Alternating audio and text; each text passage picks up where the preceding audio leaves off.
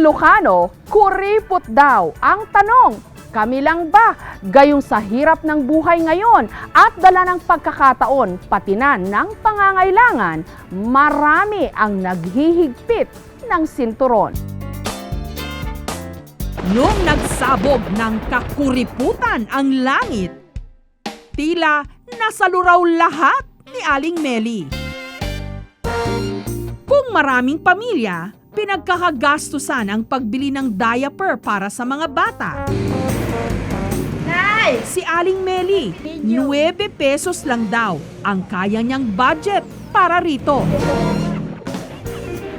At sa maniwala kayo o hindi, napapaabot daw niya ang budget na ito para may diaper ang kanyang apo sa loob ng 2 araw. Pagkagamit daw kasi ng kanyang apo ng disposable diaper, May tayo ka naman, be. May tayo.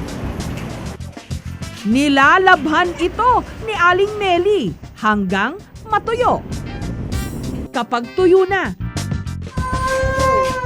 muli niya itong ipinasusuot sa kanyang apo.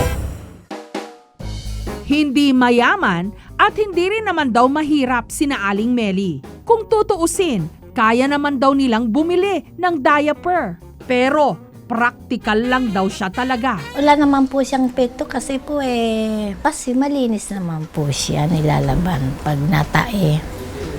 Ganun po ang ginagawa ko po. Kahit sa paliligo, ang gamit niya, sabong panlaba na siya ring ipinangsya-shampoo niya sa kanyang buhok. Ang tubig naman na kanyang ipinanligo, iniipon niya para ipam-flush sa kanilang inodoro. Imbes din daw na bumili at gumastos para sa pataba ng kanilang mga pananim, kinokolekta na lang niya ang kanilang ihi para gawing fertilizer. Para hindi na kami bibili ng kahit na paanong pantaba para makatipid nga po kami. Hindi na kami gagastos.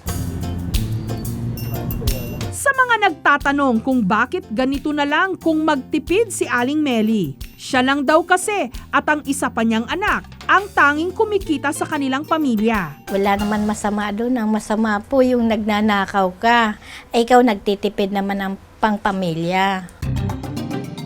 Pero ang nakausap naming dermatologist, hindi sang-ayon sa ginagawang pagtitipid ni Aling Meli. Pagka pinatuyo mo yung recycled diaper, pagkatapos mo laban, syempre titigas nga yun, di ba? So, pag tumigas yun, nakakatusok-tusok yun. Baby pa naman yun. Very soft ang skin nila, mas madaling mahiwa at magsugat-sugat. Ang detergent definitely na pwedeng mag-dry yung skin nila, ma-irritate at mag-allergy.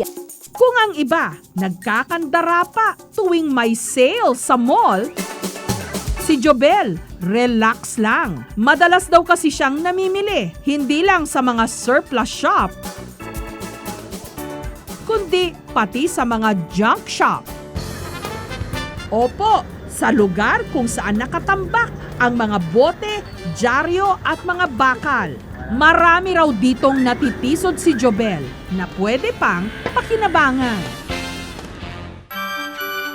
Katulad na lang ng 10 taon ng Christmas tree na ito. Sa mall, mabibili ito sa halagang 5,000 pesos. Samantalang dito sa junk shop, 200 pesos lang. Ang dining area ni na Jobel, akala mo, tindahan ng mga pinggan. Ito, nabili ko ng 50 pesos to. Ngayon, kapag binili ko to sa mall, mga 500 na. Ang chandelier na ito na pwedeng umabot hanggang 70,000 pesos ang presyo, nabili lang daw ni Jobel sa surplus shop sa halagang 5,000 pesos. Ito yung nabili kong chandelier na pinakamura, pero kinakalawang na, pero inayos lang din namin. Kaya tinang parang mukhang bago. Ang piano, kapag brand new, 75,000 pesos. Pero 5,000 pesos lang niya nakuha.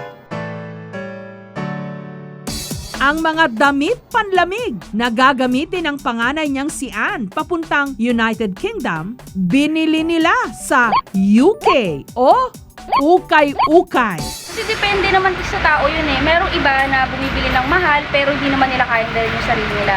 Pero dito kasi sa ukay-ukay, kahit na medyo, alam mo yun, parang second hand lang siya, mas nakakamura.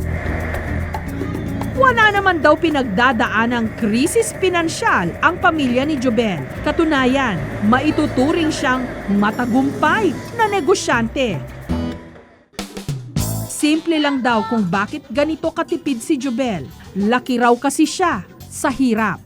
Sa probinsya, napakahirap ng buhay. Lalo na kapag ang tatay mo magsasaka lang, papasok ka sa eskwelahan, ang dadaanan mo pilapil. Bago ka makarating sa school, 2 oras. Dadaanan ako din sa mga bayabasan, yun ang binabaon ko sa eskwela. Kasi nakaranas kami ng hirap na naglulugaw lang kami. Mahirap ang buhay, kaya siguro kapag nagkapera ako, kinakailangan kong itipid talaga. Madalas na kasabihan at paniniwala, ang mga kuripot, yayaman. Pero ang sobrang pagkakuripot, yung tipong ni ayaw gumastos para sa pinakapayak na mga pangangailangan. Kahit meron namang pambayad, maaring senyales daw ng isang personality disorder. Ang root cause kasi niyan, maraming factors. Maaring because of fear, natatakot siya, namulan siya ng pera, para siyang bisyo na unti-unti controls you, takes over you. Tapos pag nalaman mo na, unti-unti gumawa ka ng ways. And I think the best way for that is for you to start giving para makita mo if money controls you or you control your money. Unang-una, palagay ko, pag may kinalaman sa iyong kalusugan, dapat hindi tinitipid kasi health is wealth.